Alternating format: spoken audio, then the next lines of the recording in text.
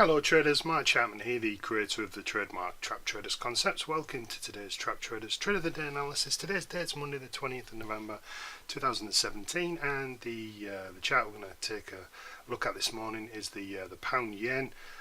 Some strength in sterling this morning, and I just want to highlight this particular area for you. This is a 1 hour chart, and what we've had is a pretty well defined level of support. That's what we always want to see. Always starts from there, because that makes traders' behavior very predictable. When the level is not very clear, it makes it tough to recognize where people might have taken trades. You can guess, but it's not as good as having an accurate level, because you can be totally precise about it from that perspective, and that then sets up everything else. So it all starts with the level. So we have this nice well-defined level, and importantly it bounces at the level. It's nuanced, but can you see that wick? Well, that would have looked like the level was holding, maybe a little bit premature to the absolute low, but in that area there people will consider that a level of demand.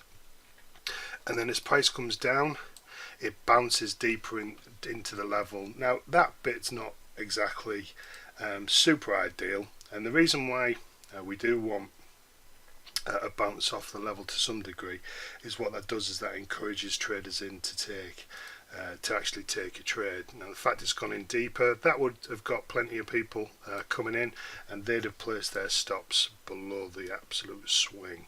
So what you've got is this whole area where there's stop losses building up, and stop losses building up equals liquidity, and liquidity is good news if you're something big and you need to do some buying, right? It's always the opposite transaction to the one you took, the one that gets you out of the trade. So if you're a buyer, you've got to sell to exit. If you're a seller, you've got to buy to exit. It doesn't matter how you exit, whether that's through profit, whether that's through being stopped out.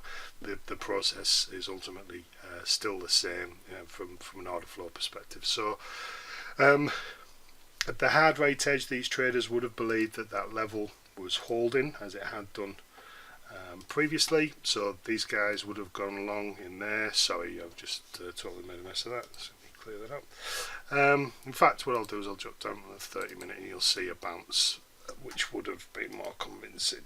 You see that?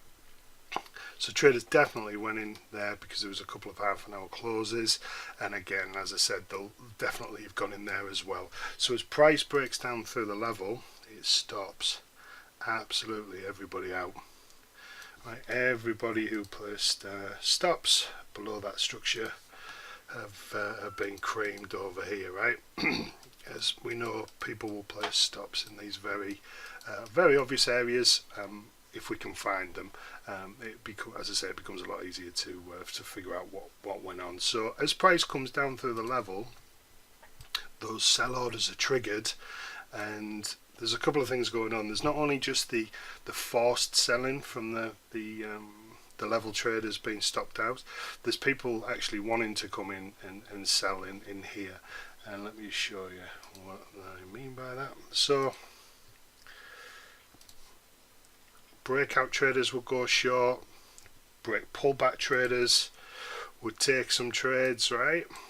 So retracement traders are coming in, some selling in here, believing that the level's bust. So you don't just have your forced selling by way of those people at the level actually being forced to liquidate the positions by virtue of the fact the price goes through the stops, or maybe they've got the stops further away but they think the level's broke, so they manually exit. It's still a forced liquidation event, and then in here all this is pretty much willing selling. And that's great news if you're something big. Let's just call it a bank, because you can get off your buying efficiently, right, without slippage hurting you. So they start buying in the face of all that selling, and then boom, price explodes and nails everybody at the level. Everyone who went short's been caught. Everyone who went long, everyone who went long at the hard rate edge has been caught. And now the process is playing out. Now this is quite a distance. This is about 80 odd pips, so you're going to need a bit of a pullback. But if you get one, this looks like an ideal place to get long. You probably really only want to trade it across this range, because sterling is uncertain at the moment with all the carry on with the Brexit negotiations and whatnot. So that I would suggest that's pretty much where you should target. And if you'd like to come and join me in my inner circle, then click on the link below. If you like the video, hit the like button. If you've got some trading buddies you think will benefit from the information, share this video, and I'll see you tomorrow. Take care.